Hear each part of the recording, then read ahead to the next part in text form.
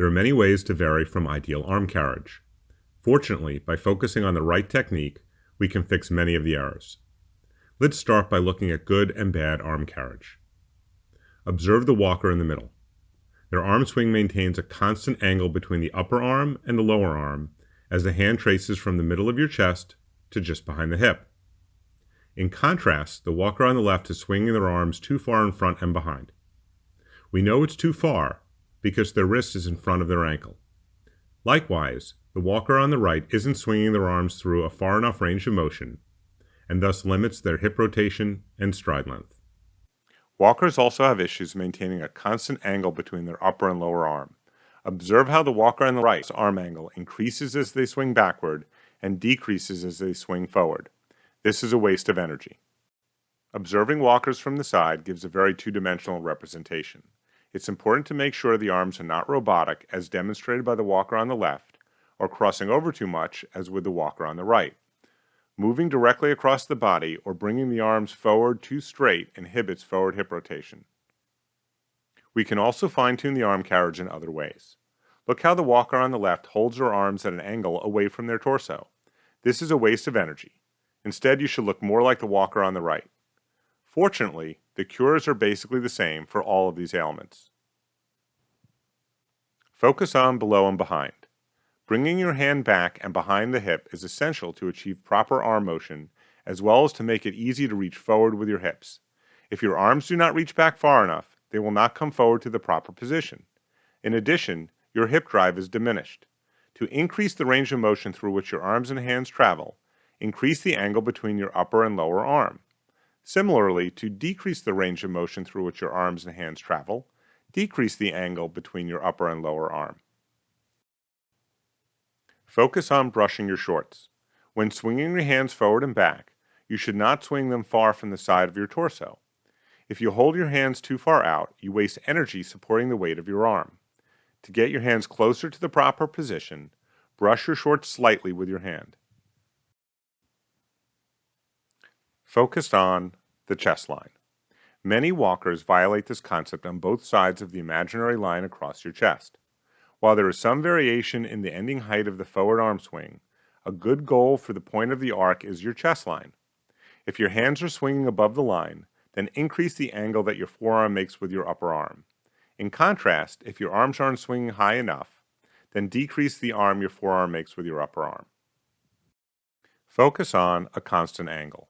The arm swing should maintain a constant angle between the forearm and upper arm. Do not pump your arm as it swings forward and back.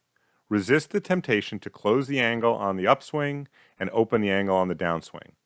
If you're lucky enough to attend one of our clinics, you can try out our custom arm braces to help you get the proper feel for arm swing. Focus on handshaking. When you reach forward to shake someone's hand, your arm moves forward on an arc from the side of your hip to across the front of your body. It should do the same in race walking. The only difference is when you shake someone's hand, your arm angle does change, whereas in race walking, the arm angle remains constant. The bicep stretch is useful because while race walkers do not pump their bicep muscles during walking, they do use them to hold the arm at approximately a 90-degree angle while they walk. Go for a long enough walk and your biceps will get tight. Stand up with your feet a shoulder's width apart. Place your hands together, behind your back, with your palms together. Exhale while raising your arms until you feel the stretch. Hold for 15 seconds. Lower your hands, and then repeat 3 times. Inflexible tricep muscles cause a reduction of arm angle, leading in turn to a reduction of hip rotation. So stand up straight with your feet a shoulder's width apart. Bend your right arm back so that you touch your hand to your shoulder. Grab your right elbow with your left hand and gently pull the right arm backwards. Hold for 15 seconds and repeat with your other arm.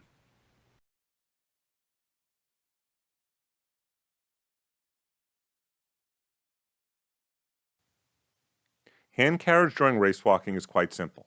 Simply keep a straight wrist with a hand in a loose fist. As your hand passes by your hips, the fingertips face the hips. However, many race walkers' hands flop all over the place, drawing a judge's watchful eye as well as wasting energy. There's really no exercises to help. It's primarily an issue of focus. Focus on closed hands. Think about closing your hands, but not making a tight fist while you're walking. Focus on the stick. Either imagine or actually place a small stick inside your fist. Focus on keeping your hand and fingers from swaying up, down, and side to side. Coach Pena used this little trick with Andrew Herman, and it helped him walk his way onto the 2000 Sydney Olympic team. Focus on the chip. Too tight a fist wastes energy and leads to a tense body. Imagine that you're carrying a potato chip between your thumb and index finger. By imagining the chip there, and that you must not break it, you relax your hand position without letting the hand flop about.